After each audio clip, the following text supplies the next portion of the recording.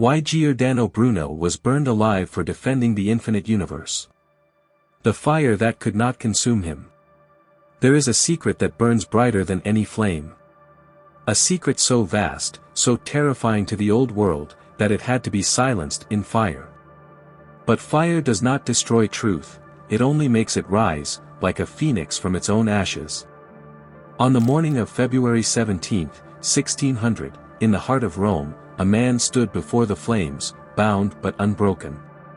His name was Giordano Bruno, a philosopher, a mystic, a visionary. They said he was a heretic, but he was something far more dangerous, a man who dared to think beyond the walls of his time. As the flames consumed his flesh, his final words were stolen by the wind, lost to history. But what could be so dangerous, so blasphemous, that the rulers of his age had no choice but to erase him? Bruno's crime was not mere defiance of the church. It was something far greater. He spoke of an infinite universe, filled with infinite worlds, each teeming with life, an idea so radical that it shattered the fragile order of the old world. But was he truly alone in this vision? Or did he hold the keys to an ancient wisdom that had been hidden, suppressed, and feared for centuries? And more importantly, what does his sacrifice mean for us today?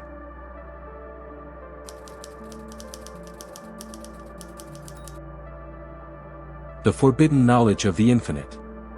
For centuries, humanity believed in a small, enclosed universe, a world where the earth sat at the center, surrounded by the heavens, ordered and finite, with God's throne above and hell below. This was a universe of certainty, where everything had its place. But Giordano Bruno saw something different. He was not the first to challenge the old ways. The ancient Hermeticists spoke of a universe that was alive, boundless, and interconnected, a divine mind dreaming an endless creation. The Gnostics whispered of hidden realms beyond the reach of human perception. Even Pythagoras, centuries before Bruno, hinted that the cosmos was an infinite harmony, a music that never ends. But in the Renaissance, such ideas were dangerous. The Church had spent centuries crafting an image of the cosmos that reinforced their power. A finite universe meant a finite hierarchy, Pope above king, king above people, heaven above earth, God above all. Then came Bruno's revelation. He claimed the stars were not just distant lights but other suns, each with their own worlds, each potentially home to other beings. He declared that the universe had no center, not Rome, not the earth, not even the sun. Instead, the cosmos stretched endlessly in all directions, a divine ocean without shores. But if the universe was infinite, where was God? And if the earth was not special, then what of the Church's authority? Bruno was not merely arguing for a new scientific model, he was dismantling the entire spiritual and political order of his time. To the rulers of the world, this was not philosophy. It was heresy. It was a revolution. It was fire.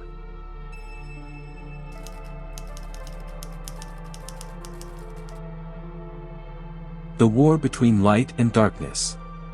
The battle that condemned Giordano Bruno to the flames was not just a battle of science versus religion. It was far older, far deeper, a battle between light and darkness, knowledge and control, liberation and fear. Throughout history, those who revealed too much, who glimpsed the machinery behind the veil, were met with the same fate. Socrates, poisoned for corrupting the youth with dangerous ideas. Hypatia, torn apart for preserving the wisdom of Alexandria.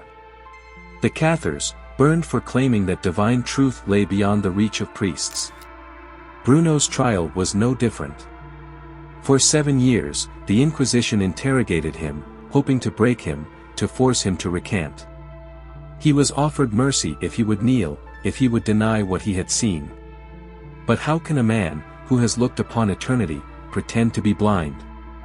Bruno refused. And so, the Church made an example of him. He was paraded through the streets, gagged so that he could not speak his final words, and then burned alive in the Campo de' Fiori. But here is the great irony, the fire meant to destroy him only spread his ideas further. The infinite universe did not die with Bruno. It lived on in the whispers of those who came after him, Galileo, Newton, Einstein. It lives on in the discoveries of modern science, which now confirms what Bruno declared centuries ago: the universe is vast beyond imagination, filled with uncountable worlds, endless and evolving. And yet, the real lesson of Bruno's story is not just about astronomy. It is about the power of forbidden knowledge. The world still fears those who ask too many questions, who step beyond the limits imposed by dogma. Even today, truth is suppressed when it threatens the established order. So the question is, will you be the one to seek it?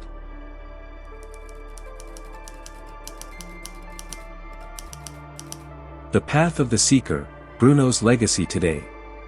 Giordano Bruno was not just a scientist or a philosopher, he was a seer, a mystic, a magician of the mind. He understood something that remains just as relevant today as it was in his time. Freedom is not given. It is taken. Bruno's infinite universe was not just a physical reality, it was a spiritual one. He believed that each of us contains a divine spark, a connection to the infinite.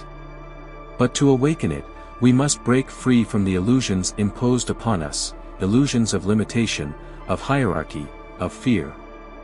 This is the true secret of Bruno's heresy: the mind itself is infinite. The church burned his body, but they could not burn his vision. And now, 5 centuries later, we stand at the edge of the same abyss.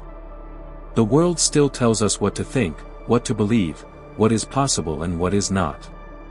It builds invisible prisons, ideological, social, technological, designed to keep us from seeing beyond the veil.